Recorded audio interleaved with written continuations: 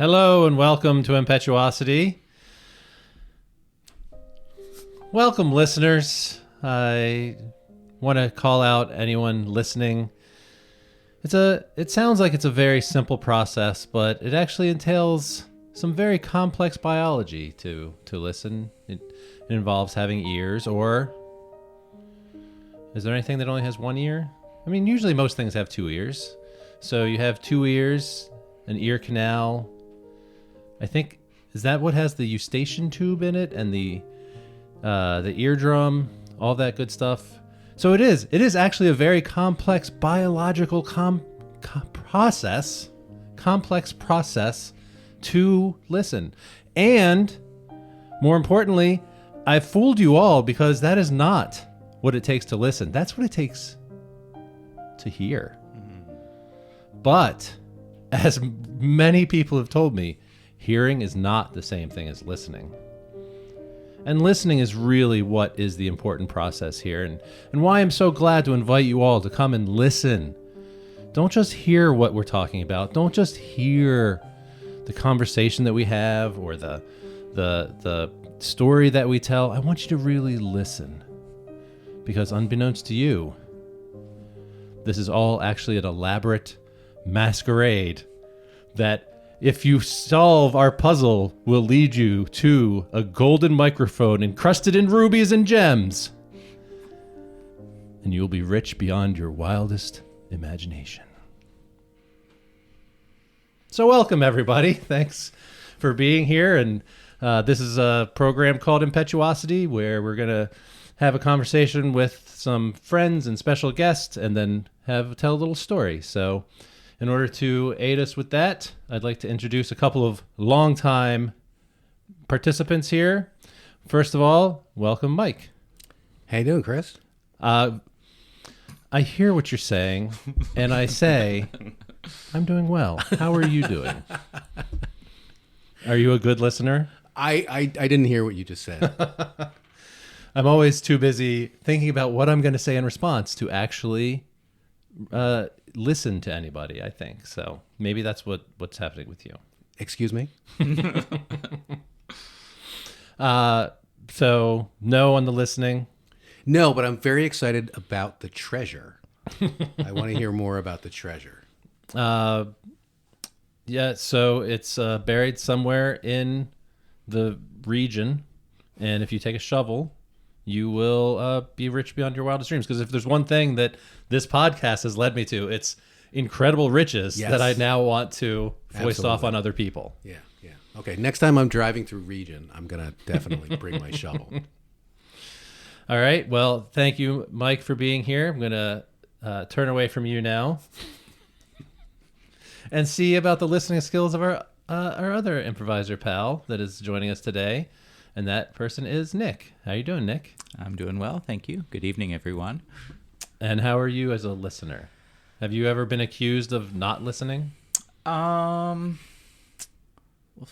probably, yeah. I mean, I would probably put myself right in the middle of the pack. Okay. For somebody who's done a decade of psychotherapy. So that would be like above the average. I mean, technically doing psychotherapy means that you're good at talking. And then there's someone in the room who's good at listening. Well, you actually pick up some things about listening too. Okay. Yeah, because right. you have to depending on if your therapist has a perspective and shows up. But if they show up, then you gotta listen. And if they're really chatty, yeah, then you gotta listen. that's right. I'd be a terrible therapist, I can tell you right away, because all I would do is sit there and go, That's stupid. wow. No, I would just be more about it. Like I'd be just totally ignoring anything that my therapist said, if I was the theraper, I guess. Yeah. You are no closer to the golden microphone that I buried for you. You're still cold. Oh, wow. So basically everyone here has buried a golden microphone except you, Mike. Doesn't that make you jealous? Oh, well, mine is a secret golden microphone. Oh, okay. Well, that is buried cat's out somewhere. of the bag. Yes, in other region. All right. Nether region, in fact. Well, thank you both for being here. Very excited to welcome our special guest for today. Hi, this is a new friend, and very excited to get to know him better. His name is Steve Nichols. Good evening. Hey, Steve. Hey, Steve. Hey, How are you doing? great. I'm very excited to be friends. Yeah. That was like a surprise. Wait a minute. Surprise. You do not clear that with me. I can hear. I can already hear what he's thinking, which is, when I didn't agree to friends. I agreed to just show up. No, I heard, I listened to the invitation of friendship, and Yeah, I see? hereby sincerely accept it. Yeah. Because you don't. It's not just listening with your ears. You can also listen with your eyes In your heart. with and your heart. Yeah. Yes. Can you listen with your nose? Yes. Yes. I Nick think can. so. Yeah, absolutely. Yeah. That's my strongest organ. I mean, I have often been accused of having a very prominent nose. I don't know that it is one of my best listening devices, but I'm sure it can. It sure can work. Yeah. Sure. Have you stuck your nose someplace it didn't belong? All the time. Yes. Oh, Mm-hmm. man. Yes, in every sense of the word. Oh. And let's get off of that topic. There we go. So, as frequent listeners know, our next part of this conversation is going to be inspired by a blind question, and this is not to detract from the sight sense. It is not blind in that way. It is just something that none of us know what it's going to be. So, in order to get to that question, Steve, can you give me a number between 1 and 200? 111. 111. All right. Ooh. Let's see. 111. What song do you always have stuck in your head? Always. Or often? Also Often- interpret yeah, it any way that like you would in like. terms of random songs, the first one that comes to mind, unfortunately, is Iris by Goo Goo Dolls. Okay. Can you hum it? And I don't want the world. Oh, yeah. Because I don't think that They I won't sing understand. anymore because Now, I don't want to get that's a good copyright. earworm. Right, strike. exactly. I got that. Is, Yeah, yeah. that's a good Otherwise, it'll have to be edited out. Yeah, this is a Oh. commentary parody podcast. Yeah. And they are we they are claim fair listening to use. podcasts for people to sing it so they can sue and I make bet a little that's- money. That's all they got. I mean, apparently now there's AI where they can Yeah. just like ingest all of YouTube, and then anything that the AI recognizes as one of their copyrighted songs, they will send a cease and desist, or you have to pay us letter. I'd reckon that's the Goo Goo Dolls' primary source of income at this point. It's just like AI song, finding that suing song. podcasts. Yeah. So I am not. I am familiar with the Goo Goo Dolls, that song. Yeah. I'm not familiar with their entire repertoire. Are you a Goo Goo Dolls fan? Absolutely not. That's why it's so random and annoying. In fact, I don't even really like that song. It's just one of those, like, I mean, because there's always like the song of the moment that's stuck in your head, but those come Right. and go. That song's a good 25 years Right. by now. Was that in your sort of musical wheelhouse at the time? Like, was Kind that of. It was adjacent. I like to think I listened to slightly cooler music than that, a little more alternative, but they were around, and I feel like they were in a couple movies. so? What if this isn't an offensive question to ask? Yeah. About what age are we talking about? That it was popular, that you were hearing it most Yeah, often. no thanks. Now I can brag about how young I am. So what was that? 90, 97, 98? Something like so that, I would have probably, been like 14-ish. Okay. All right. give or Yeah. take. So Yeah. a little formative. Very Yeah. formative. Yeah, there was a lot of music happening. And something about, I mean, say what you will about the song, but something about that hook, that melody has really just like sunk its teeth into Yeah. me. Yeah. So if that wasn't directly in your wheelhouse, or sort of on the side of Yeah. your wheelhouse, what was in your wheelhouse at that time? So yeah, it was a very formative period. I would say at that age, my music tastes were evolving a bit. So I started out with a lot of like Green Day. Mm-hmm. Remember Rancid? And Out Come the Vaguely, Wolves. yeah. That was like the first CD I owned. Smashing Pumpkins, Oasis. Then I started getting into more like, I was gonna say artsy, but that's A, pretentious, B, not really accurate because it was still pretty mainstream.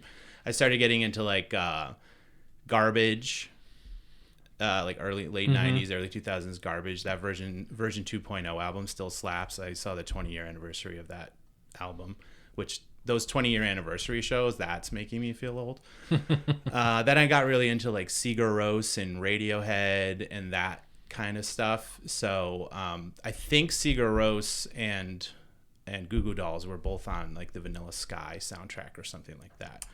So that's what I mean to say when they were kind of they were like on the same soundtracks together, even if I wouldn't seek out the Goo Goo Dolls. But yeah. And how would you say your musical tastes have adapted or updated? Yeah, fun. They've probably regressed over the years. I've actually over the past several years gotten really into Eurovision. If any of you are familiar, we don't have to turn this into a Eurovision podcast, but if anyone wants to, let me know. I'd love to talk about Eurovision on a podcast. But basically, it's like the gay Olympics, where every country from Europe and for some reason Australia comes and sings a song, and it's fabulous, and it's mostly trashy pop songs. Yeah, it's like high tempo, like very what do I want to say, like modulate or I don't know what you say. Yeah, very very like because it's not auto tune, but it's like a very like Scandi pop. Right. There's a lot of like Norwegian, Swedish pop, but then you also get like the Balkans bringing random folk like turbo folk and dancing wolves and a lot of the like metal bands acts have like neon light up kind of like very. It's a real spectacle. Yeah, I highly recommend. I think I've seen it one time. Yeah. I'm not saying that I didn't enjoy it. I just don't know where like how I came across it that one time and how to do it again or when they do it. Yeah, so the main music I listen to now is either like really trashy 3-minute pop songs or like droning ambient electronic music that has no words. And each track is like 13 minutes. So that'll cover both your that kind of exactly. That's like both hemispheres of the brain. Right exactly. There. Yeah. So do you know like every Eurovision runner-up for like the past 10 years? Probably most of them. I didn't get into it till 2019. Okay. So I could tell you like I could tell you all the winners and runners up from the past 6 or 7 years. Ooh, okay. That's going pretty back further hardcore. than that. It gets a little murkier. That's nice. Because I wasn't really into it, so it's more just like by osmosis getting into Eurovision. Right, you kind of pick up the lore as you go along. So it's sort of like a reality show. Like it's you know there's history and are there rivalries? There are. Oh, yeah? So there are. They're like so. Sweden and Ireland have the most wins of all time. Ireland has kind of stopped trying though, so it's kind of a one-horse race at this point. Sweden won 2 years ago, and I think with that win, I think they passed Ireland. Either tied or passed them. I think they passed them, and Sweden is still trying to win again, and Ireland is sending like trash. So Ireland as a nation just decided we're too cool for this? Yeah, they won like 4 years in a row in the 90s, and then took a bit of a left turn and haven't really come back around. But yeah, there's rivalries. There's also the fandom, like the hardcore Euro fans. So millions, like it's bigger than the Super Bowl. Tens of millions of people tune into the actual Eurovision, but there's a small like Reddit, Twitter plugged in subset of Eurovision hardcore fans, of which I'd say I'm on the periphery of, who take it very seriously and are constantly ranking the songs and arguing with each other about like why this song sucks or why this song's great. But then ultimately like 98% of the people who actually watch and vote have none of that context or contentiousness and just vote for the song that makes them laugh. Like last year, Finland sent a song with a guy in his underwear with sparklers coming out. Well, he was wearing jorts and took them off at one point, and sparklers were like coming out of his jorts. And yeah, you just got to look it up. Finland it was always reliable for a good show every year. They're more in it for the spectacle than the winning. Yes, they did incidentally win one year with a like monster rock band. Like it was a rock band that was all dressed up as monsters. So literally monster rock. Yeah, I don't know how else to describe it. Kind of like Gwar, like you remember Gwar? Yeah, kind of Gwar-ish. A little more on the poppy mainstream side, but yeah, sort of Gwar adjacent. And they won that year. But as a spectacle so they don't really try to win, but every once in a while they do. Okay. Yeah. Gentlemen, are you Eurovision? Yeah, I guess we're gonna just improv about Europe. Redditors. We're gonna have to sing here. Reddit trolls. I'm actually like, do people relitigate like past years? Like, do people have arguments on Reddit about like '99 and 2005, and they throw down about that? Yeah, they'll argue like the best year a country's ever had, or they'll rank all the songs from that year. But again, this is a very like niche, esoteric, Cult.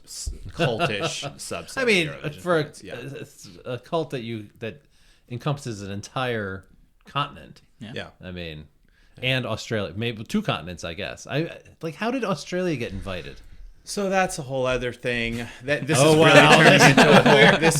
This is treading the line of turning into a we've Eurovision passed the podcast. Rubicon here now, folks. You The are, Eurocon. You are truly humoring me. Well, Israel's also in it, which, as you can imagine, has stirred up some controversy over the past couple of years. Like Azerbaijan, some of the Caucasus regions, which are sort of speaking of nether regions, Right. they're sort of straddling Europe and Asia. So it's basically like, because these countries are more culturally aligned with Europe, like Australia, even though it's all the way on the other side of the planet, for obvious reasons, is more culturally attuned to the UK and Europe. So they let them come hang out with the big kids, and they bring it every year. Yeah. Aussies are fun. I why would not? imagine so. Yeah. Like, I got to figure that they got to be in for a pretty wild ride with crazy animals and Yeah. Now, what I'm wondering is if there's a Venn diagram where there's an intersection between the Eurovision fandom and the Bachelorette fandom. I don't know if there's There's a Euro. Yeah. I don't know that the Europeans are as into. Well, that's just because it sounds like the fandom just sounds very similar. Mm-hmm. And if they could kind of get together, that would be like. I do think there is a lot of overlap probably between like reality TV fans in general and Eurovision fans. I think a lot of like Eurovision fans are fans of like The Voice and American Idol and things like that, and therefore are inclined to be. I also do enjoy a good trashy reality show, so that's another tangent that I'd love to. So we have a sample of one here that we can now make wild guesses about how the rest of Eurovision people are. Yeah. Yeah, I'm not a Bachelor fan, but I am really into The Traders right now. I've heard that's yeah, good. it's really good because The I'm Traitors? The Traders. TORS. It's hosted by Alan Cumming doing a really over the top Scottish brogue, he's fabulous. If you watch anything on Peacock, you will have seen get the ads for any of the. It's their #1 show right now. Yeah. It's like the top streaming show in the US, I think. What's the premise? It's like the table game Mafia, where you pick Oh, there's like a hidden. pick the mafia and someone's like an angel. Okay. And so it's like a live, real life version of that, where they all live in a castle in the Scottish Highlands, and it's all. But the reason I bring it up is because like it's reality TV people mostly, from Survivor, which I am a fan of, also The Bachelor, which I'm not really a fan of. Although some of the most entertaining people on this season of The Traders are from The Bachelor, so now I think I should probably start watching. Oh The Bachelor. man, Yeah. there's so many cultural. So Nick, you've been quiet. I can tell we have a lot in common, Nick. Yeah, but I don't really watch. Nick doesn't shows. watch TV. I don't Yeah. watch TV. doesn't watch TV. Mike somehow knows some of the things about this, and he doesn't own a TV. I don't watch TV anymore, but I just watch so much TV for most of my life that I think I still am able to watch current shows without watching them. I think it's like there's a residue. You're plugged into the cultural zeitgeist of the nation. It's like nuclear radiation. I think I have some kind of like TV half-life going on inside. Yeah, I mean, I'm very similar. Like, a lot of times people will say, "Oh yeah," and there's this movie, and I'll be like, "Oh yeah," and this happens, and I'll be like, "Oh, you really liked it?" I was like, "I've never seen it," and I can do that with a lot of the shows and stuff too. Yeah. I mean, I don't know that is a particularly. It's a superpower. Well, I don't know that it's I don't know about a superpower. right. It's Yeah, like it might be. I'm trying to bring this back to Nick. I don't know if you guys can tell. Oh right, because we haven't got the obligatory Nick, what's X-Men your reference. I was thinking when you said 111, and I don't know what happens there. So He sorry. usually knows exactly what happened in whatever number issue of the X-Men. X-Men. Yeah. Many of not Many. the Well, half and especially half, the kinda. like important things. Yeah. So that was not an important As issue. best of as I X-Men. remember. Filler I don't issue. know. Yeah. Right. It's just like Gambit on the beach. Yeah, they were having a barbecue. I was before Gambit. So Oh. yeah. Oh no, Gambit. this is early days. Yeah, when the 70s. Beast was still not blue. No, the Beast was blue in was he? X-Men 111. okay. Yeah. That's the one thing you know about it.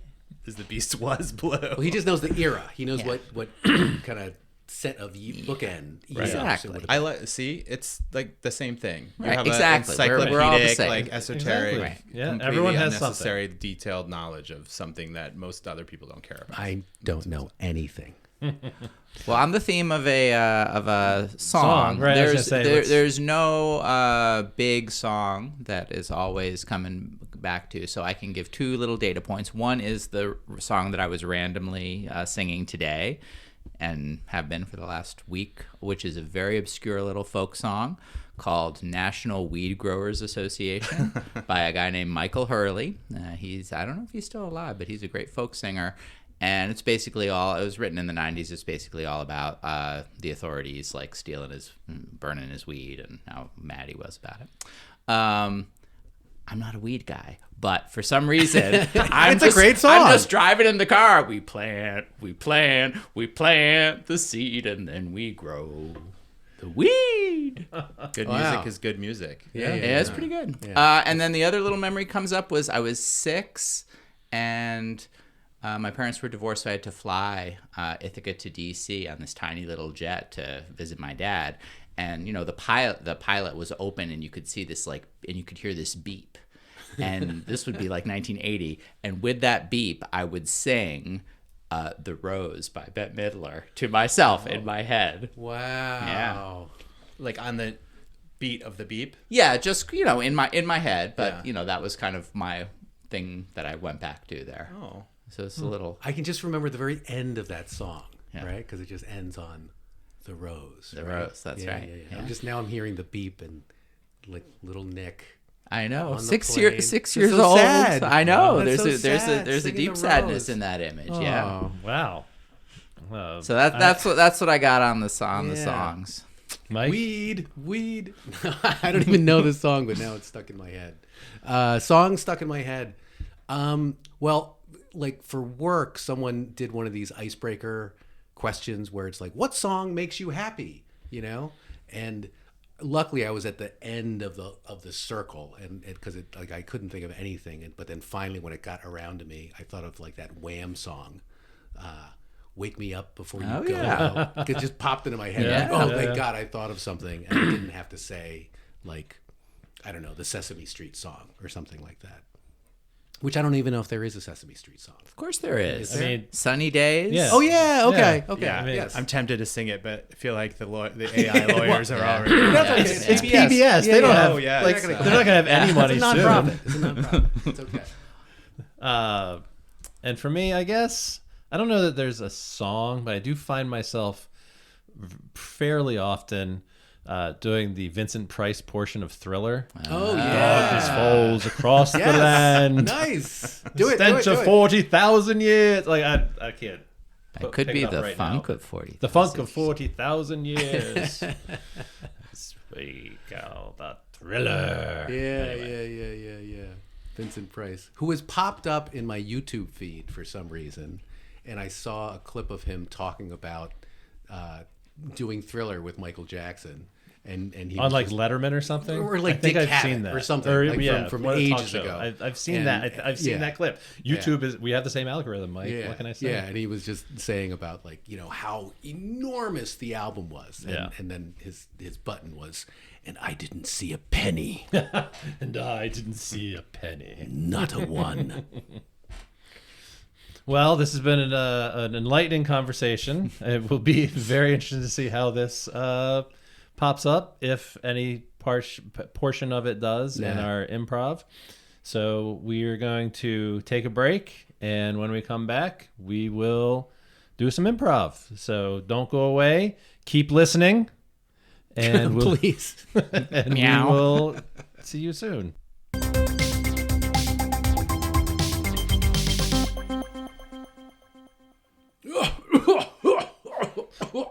Grandpa. Oh, Timmy. Oh, Grandpa's got a heck of a cough. Oh, Grandpa. Have you had your Luden's Marksman lozenges? Oh, no, I switched to these other store brand mint lozenges. They said they're just as good for half the price, but Grandpa's coughing up a lung. Well, Grandpa, maybe I could just run out to the store real quick and get you some Luden's Marksman lozenges. Not so fast. 'Tis I, Gregor Ludin, with your Ludin Marksman's lozenges. Looks like somebody made the mistake of buying store brand today. Oh, how did you get in this house? Timmy, get the shotgun. No, Grandpa, it's Mr. Luden from Luden's Lozenges. He's come to bring you lozenges to help your cough. It's true what they say about Americans. They'll shoot you for any reason, even for offering free gourmet lozenges. Grandpa, here, just try one of these Luden's Marksman lozenges. That's exactly how you're supposed to suck a lozenge. Well, my throat feels 1,000,000 times better. Grandpa! Thank you, Mr. Luden. I'm so sorry. I wanted to shoot you in the face. Oh, you're very welcome. I'd be lying if I said it was the first time. Grandpa, now maybe we can go to the shooting range and really get some good shooting done. Hot damn, you said it, Timmy. Let's go. Luden's Marksman lozenges, they'll get you fixed right up. You're welcome.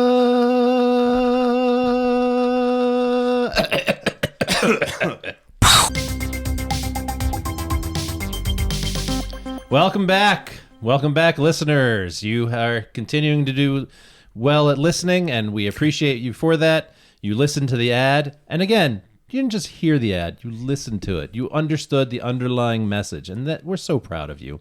Now go buy that product and keep us in business. As for our next segment, we are going to tell you a little story. But in order to aid us in our storytelling, we're going to use 3 sound effects that move us about in space and time. The first sound effect is if during the course of events we need to go into the past, find out how something came to be, you'll hear this into the past sound effect. Sometimes once, sometimes more than once overlapping. It all means we're in the past, but we can't stay in the past forever. Sometimes we need to come back from the past to the present or go from the present into the future, in which case we'll use this into the future sound effect. Ooh, as we move forward in time, now we are in the future, the mysterious future.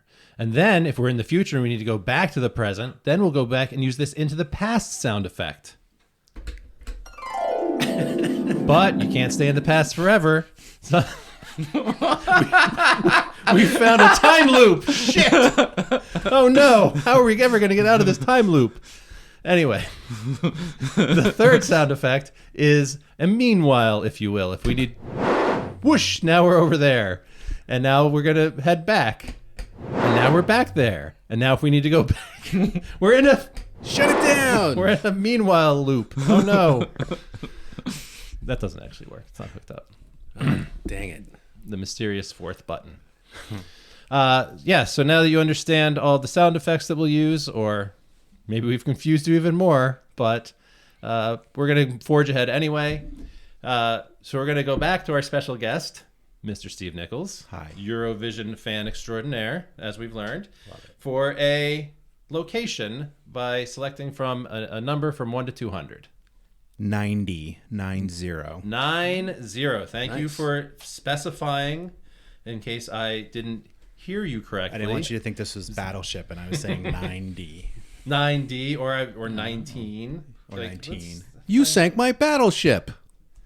Impossible with just one hit. Oh, It takes 4 hits to sink my battleship. See? Diagonally. I think someone's going to enjoy this one.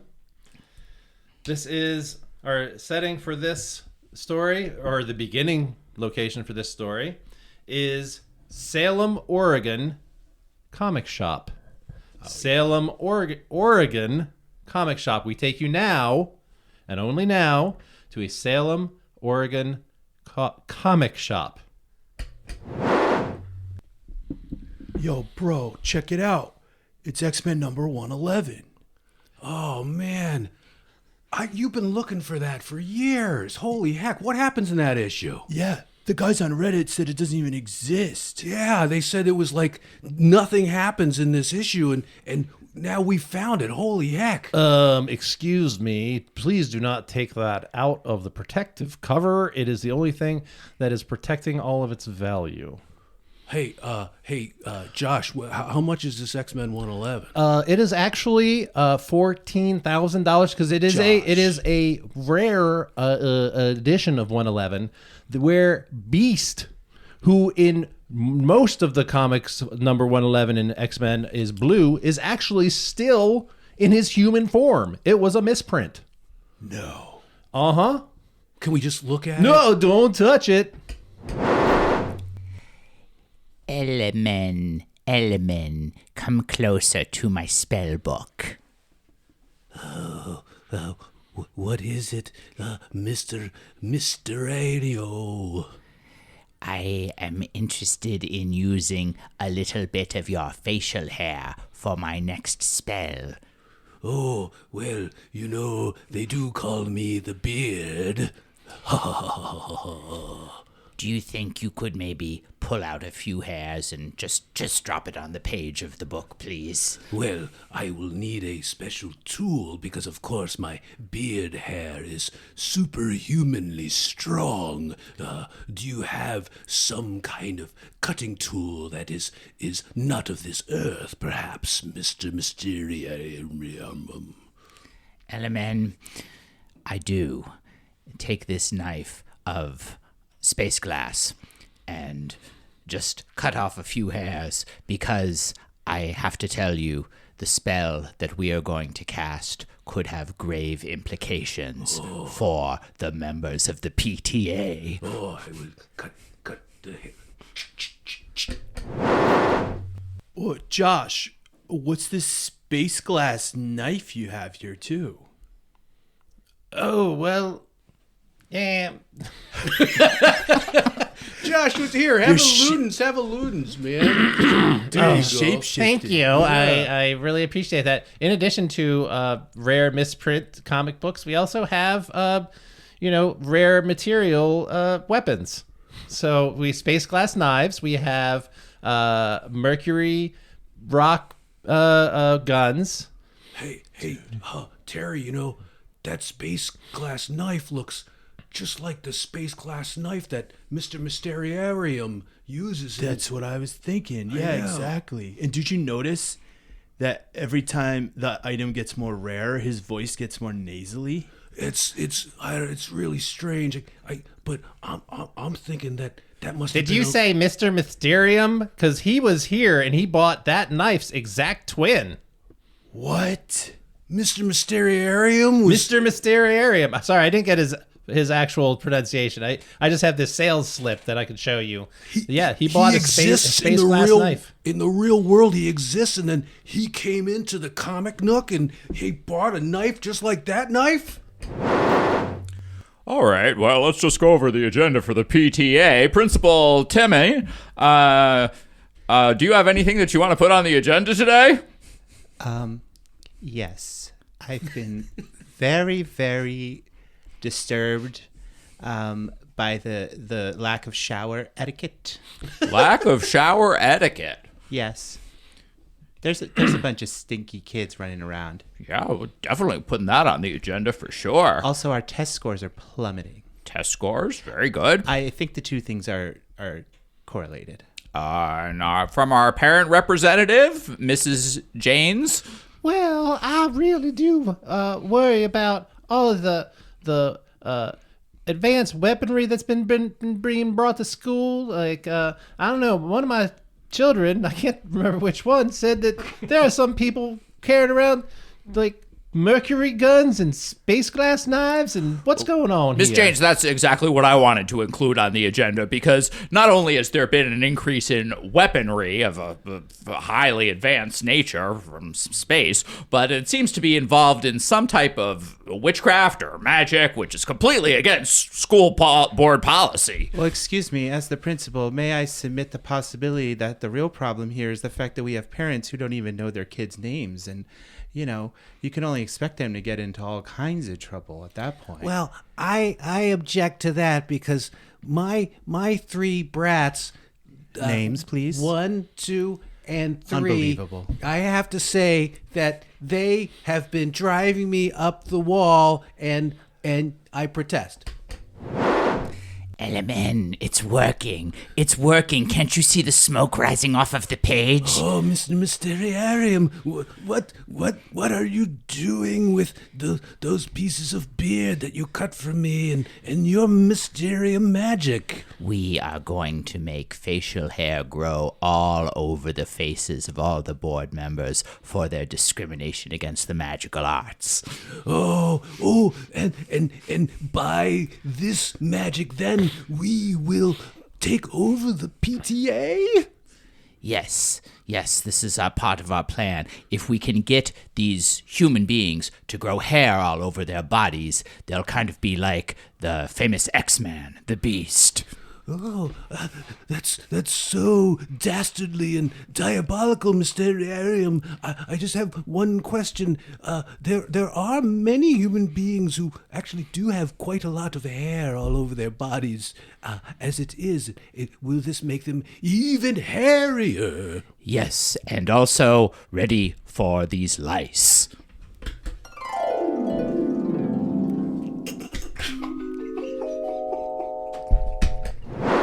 That's what I wanted. So, are you boys gonna buy something or not? Dude, now he's got like kind of a southern twang. Have another Ludens, Josh. I mean, gee whiz. Josh, why are you being such a heavy man? You know, it's like we can afford $14,000 for this comic book. I mean, gee whiz. How much for the space knife? I'll give you the same deal that I gave Mr. Mysteriarium, which was he had only $12,000. You're not even going to give us a student discount? That is the student discount. $12,000. Wait, Mr. Mysteriarium was a student at Oregon State University in Salem, Oregon? That's right. I mean, What? That's He's not on. He's crazy. not listed as an alumnus on the Wikipedia. No, he's a current student. I didn't know we let in imaginary fictional characters from the comic books. That's crazy. Whoa. Well, when they use all of the space glass and mercury guns in their spells to be brought to life, I mean, they didn't you see issue 110? That's what happened. He cast a spell to bring himself to life, and then he appeared here in Salem, Oregon. No, it was a cliffhanger, and then it skipped to 112. Well, and you're not going to be able to tell what actually happened because don't you dare take that out come of on, the bro, bag. give it to Let's see what's in there. Oh, Mrs. Janes, I'm so happy that you agreed to step into this coat closet with me for a moment. I've been waiting to talk to you in private. Oh, thank goodness. I've been waiting to talk to you in private, too, ever since Mr. Janes left. I've been awful powerful lonely. Whenever in the board meetings you forget the name of your kids, it just turns me on so much. Well, I mean, my view is, with all these weapons being brought to school, they'll probably die, and I only want to really remember them if they've survived through the high school years. Whenever people bring the real names of kids up, it's just such a buzzkill. It really reduces my erection. And yes, Mr. Chairman, are you in the yes, I'm just in here working on my notes. Okay, we're just, the break is over, and I just wanted to let you know that we're reconvening right now. Okay, we'll be out in a minute. I'll be out in a minute. Goodness, Mr. Chairman, allow me to fix my beehive hairdo and, pull myself together so I'm not sure that we were fooling around in here or nothing. Darling, if I may call you darling. I prefer you call me Darla. That's my proper Christian name. Darla, when you act like yourself, I consider you Darla-ing. That kind of wordplay is what got me into this closet after all, because you are powerful clever. So we've cast the spell, and now we just have to wait until some board member spills coffee on the report cards. Oh, what a dastardly plan. The catalyst for all of the body hair growing on all of the humans is someone spilling coffee on a report card?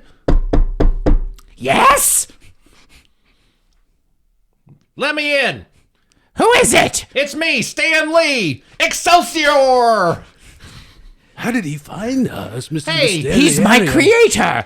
I left the comic world and came into real life, and I don't know how he tracked me down. Oh, what do we do, Mr. Mysterio? I know you're in there, Let's Mysterium. pretend like we're not here. Oh, okay. Okay, is the board ready to come back together now and resume our meeting?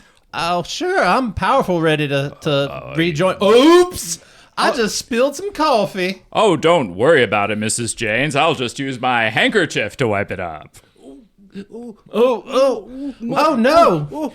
What's happening? Oh, my 3 children, but have never seen me like this. My beehive is migrating down to my face. I'm growing facial hair. What is going on?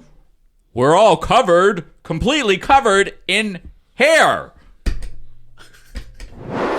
Mysterium! It's me, Stan Lee. You can't hide forever. Excelsior! You found me. That's it. I'm coming in. Stan? All right. Here. Damn it, I left the door unlocked again. Jesus. Are you really Stan Lee? That's right. Yes. I'm the creator of X-Men and Captain America, and some would say that I've stolen many of my my creations, but I am their creator of record, including you, Mysterium. Do you remember creating a kind of a lesser villain with a big beard and someone who looked a little bit like me? Actually, that one. L&M. I just picked you up at the convenience store 2 years ago. L-Man, L&M. I created someone named OPQ, but no L-Man. Oh, so I was not created by Stan Lee at all, was I? No, I would remember if I created a character like you. I just hypnotized you at the Circle K. Oh, so I actually was not born on the planet Methuselah?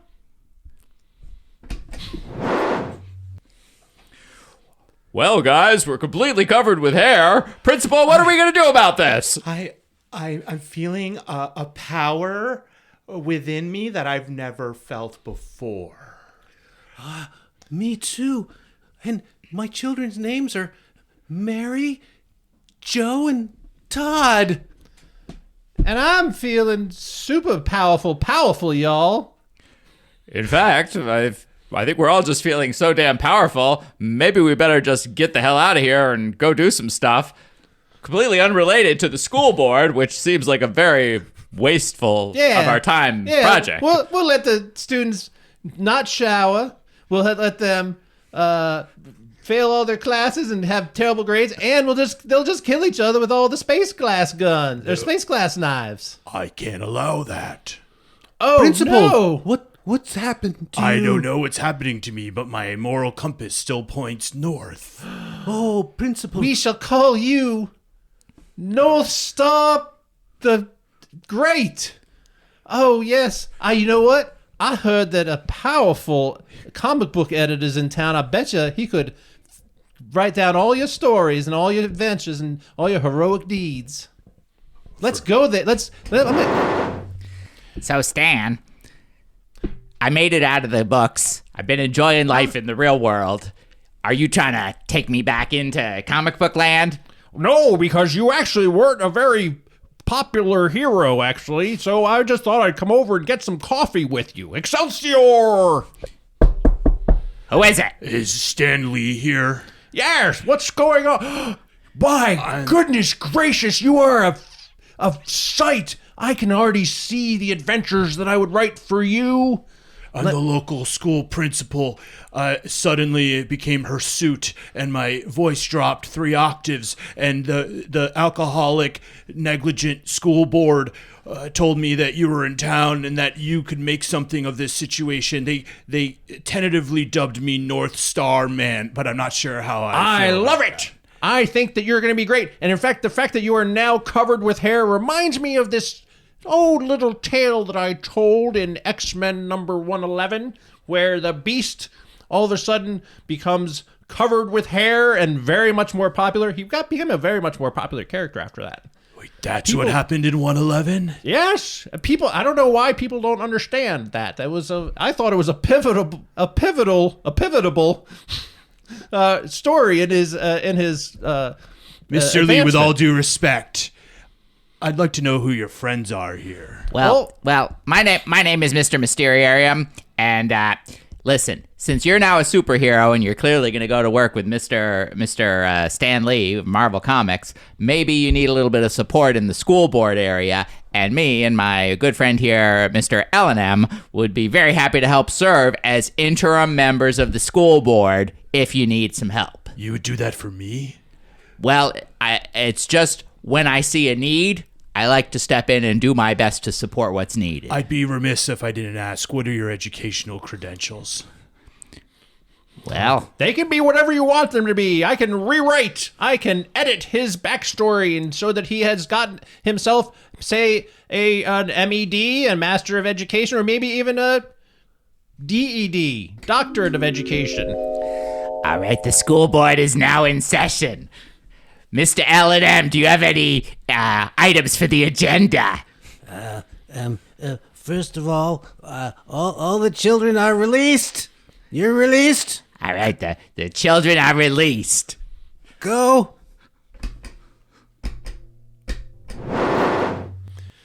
Well, North Star, I think this is going to be the beginning of a beautiful friendship. Excelsior! Mr. Lee, this has turned into an enormous disaster. You implied that along with the degrees you conferred to them that there would be some level of competence. Instead, they've just let the entire student body free with all kinds of improvised weapons. But guess what that gives them plenty of time to do? Buy and read comic books. Let's get to the comic book shop quickly. What are you guys doing here? Well, I'm here to make your day, Mr. Comic Book Salesperson. What do you... Is that Stan Lee? Stan Lee. Oh my God. Hey, Mr. Lee, could I get your autograph? I'm a huge fan. Absolutely. Here you go. One Stan Lee, John Hancock for you, and another for you. Oh, could you write Excelsior on mine? Oh, you bet. I can even transcribe what I'm just saying. Excelsior. Oh, this is worth more than issue 111. Oh, just wait till I sign that very rare misprint 111. It'll be worth $1 million, and I'm gonna hide it somewhere. I'm gonna put it around. I'm gonna bury it. And I'm gonna put clues into my next X-Men comic book. Excelsior. L&M, now that the children are all gone, we can finally go into the high school basement, as has been part of our plan since the beginning. Yes, Mr. Mysterium, I'm right behind you. Now, which room was it supposed to be? Oh, well, according to this transcription of X-Men 111, it looks like it should be on a door marked janitor. Janitor. Hey, you two, stop! It's us. School security. Oh, we're the new school board members. Yes. Oh, I don't know, Tony. That they might be our bosses then. Yes, we just Yes, looking for a we need to door. go to the janitor closet. Yes. There's something there that we need to get. Yeah, for the meeting. Well, Tony, why don't we escort them to the janitor closet then? Come on, follow us, guys. Okay. Because once you get to the closet, you're gonna need the keys. Look at all these keys. Jingle, jingle, jingle. Oh, here it is. This says janitor. Could you open it, Mr. Aha, I got you right where I want you. I'm not Tony the janitor. I'm North Star, man, and you ruined my school. You're so hairy. You're even hairier than me. I just keep getting hairier and hairier. It has no end. We thought that making you grow hair would make you lose interest in the education of the children so that we could get the secret mop head out of the closet. Little did you know this hair is like bird feather filament, and it makes me more sleek and agile than I've ever been. Oh, no. Bird feather filament? There's something wrong with the spell, I'm L&M. going to spill coffee on him. He's turning back. He's turning back. Try. So, everybody, I hope you have enjoyed my retelling of the classic X-Men 220, where North Star Man, we finally learn his weakness is coffee. Could you imagine that anything could be so much more wonderful to consider? Yeah, that's like, I don't know. That seems like kind of a lame thing. Well, I mean, I've been doing this for a very long time. They can't all be winners. Remember when I had that Canadian superhero team? I mean, I really ate it on that one. They all kept apologizing to their victims. Well, you know, I can't help myself sometimes. I just write what I see, and if I see North Star Man in front of me, I have to make a book out of it. But Mr. Lee, what about justice? What's gonna happen to the children and North Star Man? What's gonna, like, isn't good going to prevail? Well, I guess you'll just have to buy X-Men number 221 out next month in all comic book stores, including the comic book store in Salem, Oregon. And it all happened at Impetuosity in a Salem, Oregon comic book shop. Amen. So we're gonna have to continue this next week. All good comic books and have cliffhangers. Cliffhanger, yeah. I want to know what happened. Are the kids all right? I think they've been released. Tune in next week for the Excelsior Man. Well, I think now that the principal is back to being a principal, he's clearly going to get the evil guys back tossed together. off the school board, and he's going to get the normal operations back together. And Mr. Mysterium, who knows what's going to happen? I'll tell you, I've been to Salem, Oregon, and that explained a lot. Everything makes a lot more sense. Yeah. Okay. It's a strange town. Ripped from the headlines, right? Of Salem, the Salem News Post Gazette. Wow, that was really confusing, but fun. That was fun. Well, we had the three. What were our three opening scenes? We had the school board. No, we had the comic book shop with the Comic two book guys. shop with the two guys. Yeah. The school board, and then the Mr. Mysterium. Okay. What is L&M? I didn't. I thought you were saying. I thought that was like your version of the X-Men. So I thought you were saying like the L-Men. Oh, right. And no. I thought I was going to be a member of a team. That's why I came in as like Mr. Beardy guy. Well, I didn't realize that was my name. I might have called you Elemen at the start, and I think I might have changed it to Ellen. You definitely said Elemen because I was going to come in as, so I thought it was as like my an Igor Element. character as OPQ. Hello, I'm OPQ. Because we have Elemen and OPQ. Oh, I get it. L-M-N. Okay. Yeah, you down with OPQ? And then I would have come in as RST. Right, exactly. Yes. And eventually we would have spelled the whole alphabet. Absolutely. But we did a really good job with references, right? Didn't we? I think we got a lot of stuff in there. Yeah? Oh no Eurovision at all. No Eurovision. Yeah, no Oh my God! No, we didn't do that at all. But Well, there were cough drops. Yeah. I feel like there was a lot of camp elements Right. inspired by Eurovision. Okay. Yeah. We got comics. We got Salem, Oregon. Songs? No, there wasn't a lot of singing. No. But it had the basic arc of a superhero story. Right, okay, You know, the bad guy does the thing, and then it doesn't last that long, and he gets justice. It would have been a good reality TV show. Like that school. Yeah, we didn't see any children. I don't Well, think we didn't see any dead children, so I think we succeeded in that way. That's a after we plus. introduced all of the weapons. Yeah, that's right. After, That's sorry, right. after I introduced all the weapons, but whatever. But they were like innocuous, like space glass doesn't feel so dangerous, right? I don't know. It sounds kind of sounds mysterious. Yeah. I wouldn't want to get fucked with space. I would not want to get fucked with space glass. No. Yeah, no, me neither. Yeah. And what was the other one? There was another weapon besides the space The glass. Mercury gun. Oh, Mercury. Yeah, That's a good one. I like that. That's very retro, Flash Gordon-y. I could see a Well, Mercury that is gun. actually literally what I was. If you remember the old ones that used to like make sparks. Yeah, and like that's it's got literally like what I was thinking the about. ray rings around. Yeah. That has that nice, cool old feeling to it. Yeah, I don't know. It was rip roaring and fast. And I got to do for one glorious second. I got to do two of my characters in the same room. Yay. Would you put yourself in? I know. I so often One of these here days- you do this Yeah, thing. it's gonna be I was four like, I of should you. do it to myself. Yeah, keeping track of the voices is always fun. I think I made a new accent for a little beardy guy every time he spoke. Yeah, I did. Well, the same. definitely my comic book guy was. Well, it's his tell. It was like the more uptight he got, the higher his voice got. But we did kind of break into sort of meta levels of, I don't know what you call it, meta levels of drama or construction with the creator of the character coming. Well, the guy coming alive from Yes, the page yeah, of yeah, the comic yeah, book. yeah, and the creator coming to Yeah.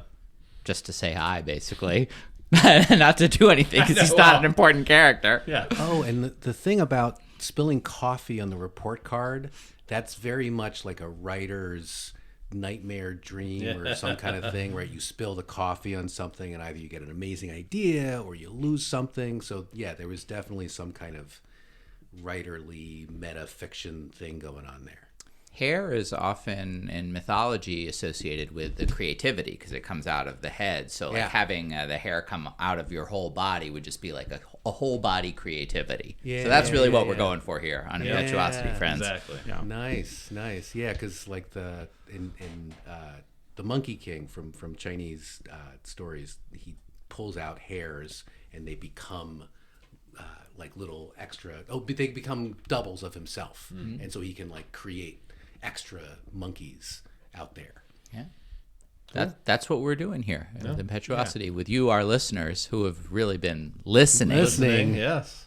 You, That was the other thing. Was the hidden treasure? Was Oh yes. Wait, did we talk about that on microphone? Yeah. I don't know. the We golden might- mop head. Oops. It might just be something we talked about Oh. off Yes. camera. Oops. But anyway, it's out there It was in the region. It was in the room. Yeah. Yeah. So look for the treasure. Yeah. The Thanks clues for making are- monkeys with us. Yes. Anything? Do we have anything to promote? We have a show. This should be released probably 18th, 25th.